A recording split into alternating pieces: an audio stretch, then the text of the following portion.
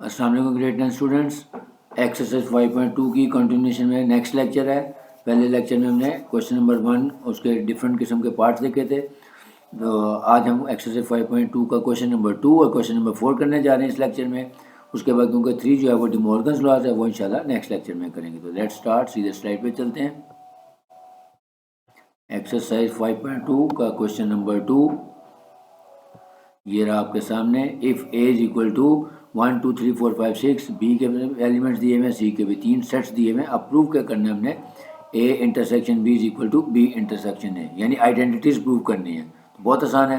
पहले ए intersection B निकाल लेते हैं, लेफ्ट हैंड साइड ए के एलिमेंट्स लिख लिए, फिर ये बी के एलिमेंट्स लिख लिए। अब ए इंटरसेक्शन बी में क्या होगा, जो दोनों में कॉमन होंगे, यानी 2 4 और 6 देखें, इसमें भी है 2 4 6 इसमें भी है। तो हमारा ये लेफ्ट हैंड साइड का आंसर आ गया।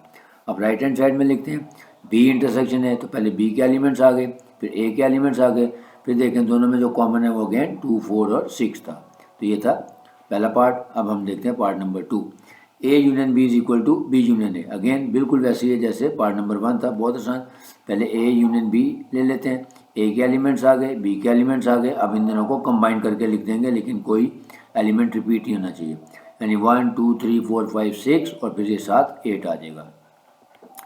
अब राइट हैंड साइड ले लें, बी यूनियन ए, तो ये पहले बी के एलिमेंट्स आ गए, फिर ए के एलिमेंट्स आ गए। अब अगेन कंबाइन करके लिखना है और कोई रिपीट ना हो। तो 1 2 3 4 5 6 और फिर इधर से 8। तो हमारी लेफ्ट हैंड साइड और राइट हैंड साइड दोनों प्रूव हो गई। तो ये थे दोनों पार्ट नंबर 1 और पार्ट नंबर 2। अब पार्ट नंबर 4 सेलेक्ट किया है, थोड़ी बड़ी आइडेंटिटी, यानी जिसमें मैंने बताया डिस्ट्रीब्यूटिव लॉ और एसोसिएटिव लॉ और कम्यूटेटिव लॉ वगैरह में से।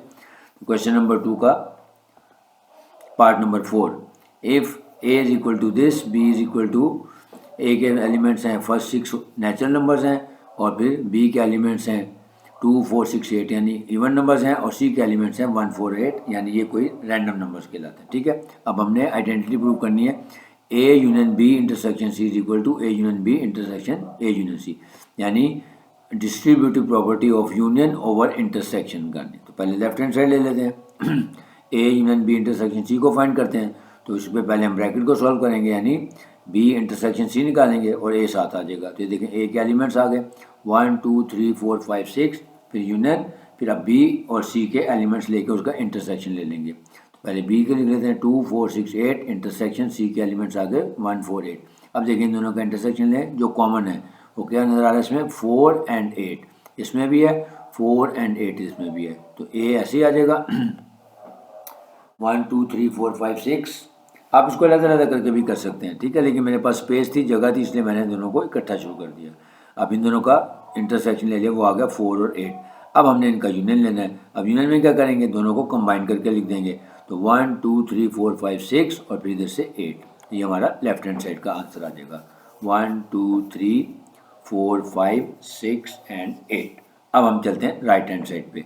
तो राइट हैंड साइड पे पहले हम लिखेंगे ए यूनियन बी निकालेंगे, फिर ए यूनियन सी निकालेंगे, और फिर इन दोनों के आंसर का इंटरसेक्शन ले लेंगे। तो वो हमारा राइट हैंड साइड का आंसर आ जाएगा, और जो कि इसके ही इक्वल होना चाहिए लेफ्ट हैंड साइड के। तो पहले हम ए यूनियन बी निकाल लेते हैं। ए और बी के एलिमेंट्स लिख लें। ए के एलिमेंट्स थे 1 2 3 4 5 6 8 4 5 6, फिर यूनियन बी के एलिमेंट्स हैं हमारे पास 2 4 6 8। अब इन दोनों को कंबाइन करके लिख लें, यानी 1 2 3 4 5 6 और फिर ये 8 आ जाएगा। अब हम निकालते हैं ए यूनियन सी, क्योंकि देखें ए यूनियन बी, अब ए यूनियन सी निकालते हैं। तो पहले ए के एलिमेंट्स लिख लें 1 2 3 4 5 6, यूनियन सी के एलिमेंट्स हमारे पास ये दिए हैं 1 4 और 8।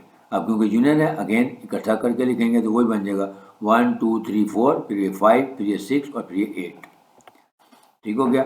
अब हमने क्या करना है, अब इन दोनों के आंसर्स का हमने इंटरसेक्शन लेना है। देखें A union B intersection A union C, तब हम इन दोनों के now we calculate A union B intersection A union C. अब ए यूनियन बी का आंसर क्या था हमारे पास, 1 2 3 4 5 6 8, और फिर इंटरसेक्शन ए यूनियन सी का आंसर क्या था, वो भी यही था 1 2 3 4 5 6 एंड 8। अब क्योंकि हमने इन दोनों के कॉमन एलिमेंट्स लेने हैं, तो देखें दोनों के एलिमेंट्स एक ही जैसे हैं, इसमें भी वही है 1 2 3 4 5 6 8, इसमें वही, यही दोनों एलिमेंट्स हमारे कॉमन भी होंगे। सो आंसर आ जाएगा हमारा 1 2 3 4 5 6 8। तो देखें लेफ्ट हैंड साइड का आंसर हमारा क्या था, ये 1 2 3 4 5 6 एंड 8।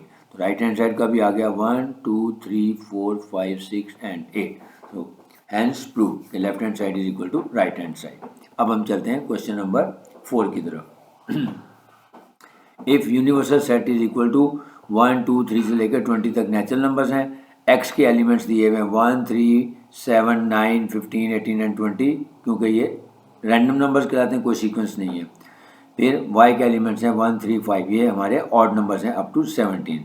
तो वेरीफाई क्या करना है, part number 1, X minus Y is equal to X intersection Y complement, और दूसरा पार्ट है इसका Y minus x is equal to Y intersection x complement. तो पहले हम पार्ट नंबर 1 कर लेते हैं, इसकी लेफ्ट हैंड साइड ले लेते हैं, एक्स माइनस वाई, यानी एक्स के एलिमेंट्स लिखने हैं पहले 1 3 7 9 15 18 एंड 20, फिर माइनस वाई के एलिमेंट्स लिखेंगे 1 3 5 से लेकर 17 तक ऑड नंबर्स। अब क्योंकि हमने x माइनस वाई लेना है तो हम क्या लेंगे, x के वो एलिमेंट्स लेंगे जो y में ना हो, यानी only those elements are to be considered which are contained in x but not in y। तो देखें 1 इधर भी इधर भी नहीं लेंगे, 3 भी इधर उधर नहीं लेंगे, 7 भी नहीं लेंगे, 9 भी नहीं लेंगे, इसका मतलब ये सारे ऑड नंबर्स नहीं लेंगे, लेकिन 15 ले लेंगे, नहीं बल्कि 15 भी नहीं लेंगे, उसकी वजह कि 15 भी इसके अंदर आ जाएगा। इसका मतलब है 17 तक ऑड नंबर्स हैं वो नहीं लेंगे, उसके बाद वाले दो नंबर ले लेंगे 18 एंड 20। ठीक हो गया। अब हम राइट हैंड साइड पे जाने के लिए पहले हम उसका क्या निकालेंगे, वाई कॉम्प्लीमेंट। तो वाई कॉम्प्लीमेंट का फार्मूला क्या है, यूनिवर्सल सेट माइनस वाई। तो यूनिवर्सल सेट है हमारा 1 2 3 से लेकर 20 तक, और वाई के एलिमेंट्स हैं हमारे पास 1 3 5 7 से लेकर 17 तक। तो इसका मतलब 1 3 5 7 से 17 तक के एलिमेंट्स छोड़ के बाकी सारे इसमें एनलिस्ट कर देंगे। तो आ जाएगा 2 4 6 8 एंड सो ऑन टू 18। ठीक हो गया। उसके बाद 19 और 20, ये हमारा आ गया वाई कॉम्प्लीमेंट। अब हम निकालते हैं एक्स इंटरसेक्शन वाई कॉम्प्लीमेंट। तो एक्स के एलिमेंट्स हैं हमारे पास 1 3 7 9 15 18 एंड 20, वो लिख लें। फिर इंटरसेक्शन वाई कॉम्प्लीमेंट, जो वाई कॉम्प्लीमेंट की हमने वैल्यूज निकाली, ये निकाल 2 4 6 से लेके 18 तक, और फिर 19 एंड 20। अब हमने क्या करना है, इन दोनों में से जो कॉमन एलिमेंट्स हैं उनको यहाँ पे इनलिस्ट कर देना है। तो इनमें जो कॉमन एलिमेंट्स नज़र आ रहे हैं वो आ रहे हैं 18 एंड 20। ठीक हो गया। अब देखें ये लेफ्ट हैंड साइड और राइट हैंड साइड का आंसर इक्वल आ गया। Last part number 2 question number 4 का ही, इफ़ यूनिवर्सल सेट, यानी सेम क्वेश्चन था, सिर्फ अब हमने ये तो डिमॉर्गन्स लॉ हो गया। इसका पार्ट नंबर 1 ये हमने कर लिया। एक मिनट में ज़रा देखूँ गड़बड़ ना होगी कोई।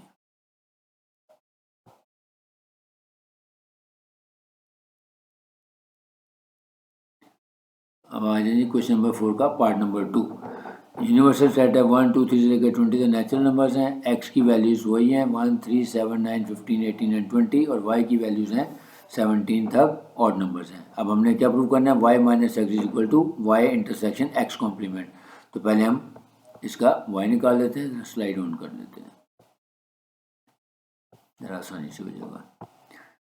तो सेट आ गया आपके पास। पहले लेफ्ट हैंड साइड निकालेंगे वाई माइनस एक्स, यानी देखिए वाई के एलिमेंट्स आ गए 1 3 5 17 तक, और फिर ये एक्स के एलिमेंट्स आ गए। अब वो एलिमेंट्स हैं जो वाई में और एक्स में ना हो, तो वो है 5 11 13 और 17, क्योंकि 5 इसमें है इसमें नहीं है, फिर 11 इसमें है इसमें नहीं है, फिर 13 इसमें और इसमें नहीं है, और 17 इसमें इसमें नहीं है। अब हम राइट हैंड साइड पे चलते हैं। तो राइट हैंड साइड पे जाने से पहले एक्स कॉम्प्लीमेंट निकाल लेते हैं, यानी यूनिवर्सल सेट में से एक्स के एलिमेंट्स माइनस कर दें। तो इन एलिमेंट्स के अलावा बाकी सारे हम यहाँ पे इनलिस्ट कर लेंगे, यानी देखें 2 आ जाएगा, फिर उसके बाद 4 5 6 8, फिर 10 है 11 है 12 13 14, यानी वो एलिमेंट्स हैं जो इसमें नहीं है, यानी एक्स में नहीं है। तो ये यूनिवर्सल के एलिमेंट्स आ गए। अब हम इन दोनों का इंटरसेक्शन ले लेते हैं। कौन सा इंटरसेक्शन, यानी वाई और एक्स कॉम्प्लीमेंट का इंटरसेक्शन। अब वो लेंगे एलिमेंट्स जो दोनों में कॉमन होंगे। तो वो कॉमन एलिमेंट्स हमारे पास आ रहे हैं 5 11 13 एंड 17। तो ये था क्वेश्चन नंबर 4। तो इस वीडियो में हमने क्वेश्चन नंबर 2 और क्वेश्चन नंबर 4 किया, और इंशाल्लाह जो नेक्स्ट लेक्चर होगा उसमें हम क्वेश्चन नंबर 3 यानी डिमॉर्गन्स लॉ करेंगे। तो उम्मीद है आप लोगों को समझ आया होगा। तो जो लोग रेगुलरली देखते हैं उनसे गुजारिश होगी अगेन कि चैनल को लाइक भी कर दें और शेयर भी कर दें, और जो लोग फर्स्ट टाइम देख रहे हैं वो उसको चैनल को सब्सक्राइब कर लें ताकि आइंदा आने वाली वीडियोस आप तक खुद ब खुद पहुँच जाएँ। इजाज़त चाहूँगा। अल्लाह हाफ़िज़।